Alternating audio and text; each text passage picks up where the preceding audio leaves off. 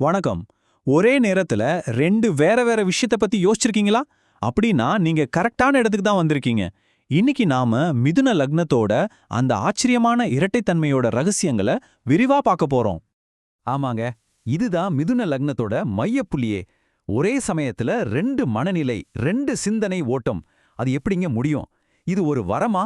இல்ல சில சமயம் தடையா இருக்குமா? வாங்க, இந்த இரட்டைத்தன்மையோட ஆழத்துக்குள்ள போய் பார்க்கலாம். முதல்ல ஜோதிடத்துல உபயராசின்னு ஒரு முக்கியமான வார்த்தை இருக்கு. அதை நாம புரிஞ்சுக்கணும். இதுக்கு அர்த்தம் என்னன்னா, இரட்டைத்தன்மை கொண்ட மாற்றங்களுக்கு ஏத்த மாதிரி தன்னை மாத்திக்கக்கூடிய ஒரு ராசி. மிதுனம் ஒரு உபயராசிங்கிறதுனால இந்த குணம் அவங்க கிட்ட இயல்பாவே இருக்கும்.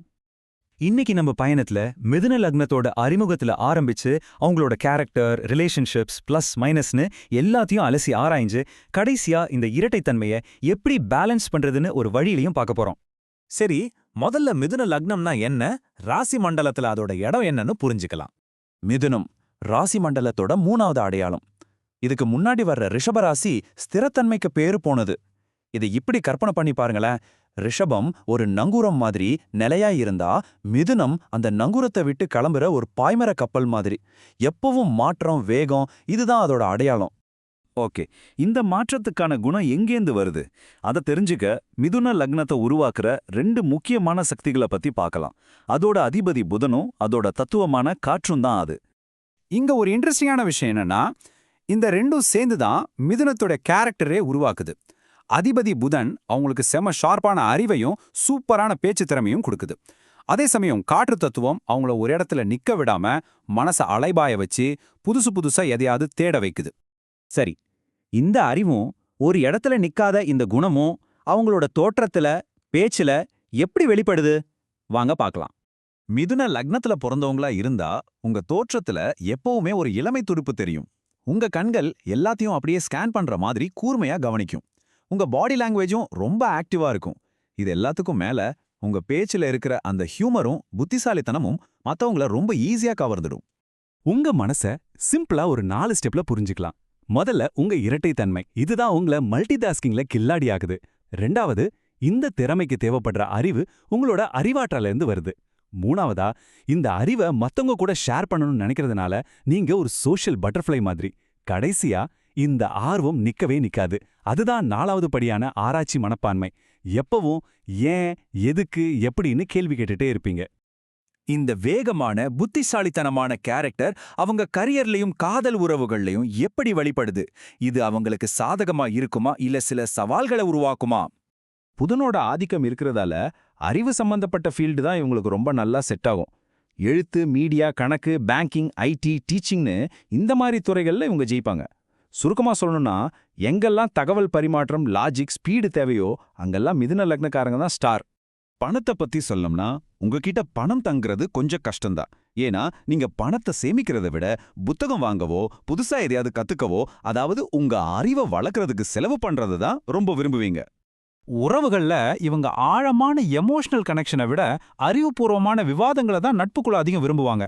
திருமண வாழ்க்கையில இவங்களுக்கு வர்ற பார்ட்னர் பொதுவா நேர்மையாவும் மரியாதையாவும் இருப்பாங்க. அதனாலேயே ஏதாவது சண்டை வந்தா கூட அதை எமோஷனலா டீல் பண்ணாம பேசி தீர்க்கறத தான் விரும்புவாங்க. எல்லாத்துக்கும் 2 பக்கம் இருக்கிற மாதிரி மிதுனத்தோட இரட்டைத்தன்மைக்கும் 2 முகங்கள் இருக்கு. இப்போ அவங்களோட மிகப்பெரிய பலம் எது, அதே நேரத்துல அவங்களோட ஆழமான பலவீனம் எதுன்னு பார்க்கலாம். கிரகங்களோட சப்போர்ட் எப்படி இருக்குன்னு பார்த்தா, லக்னாதிபதியான புதன் இவங்களுக்கு அறிவையும் ஒரு நல்ல வாழ்க்கையும் தராரு.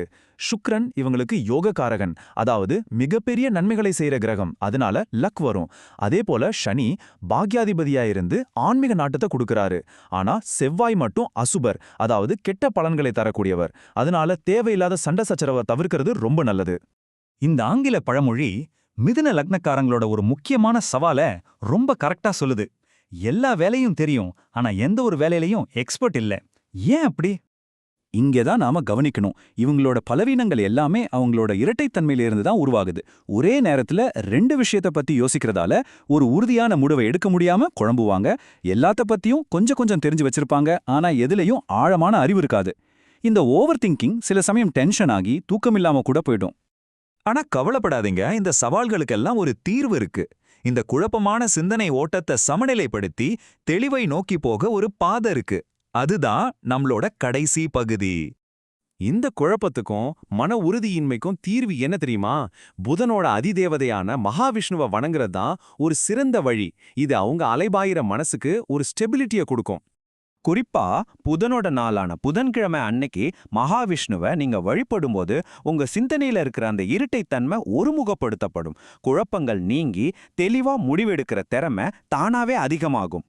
ஆக மிதுன லக்னத்தோட இரட்டைத்தன்மை ஒரு கத்தி மாதிரி. அத வச்சு நீங்க ஒரே நேரத்துல பல விஷயங்களை சாதிக்கலாம், இல்ல கவனக்குறைவா இருந்தா உங்களையே காயப்படுத்திக்கவும் செய்யலாம்.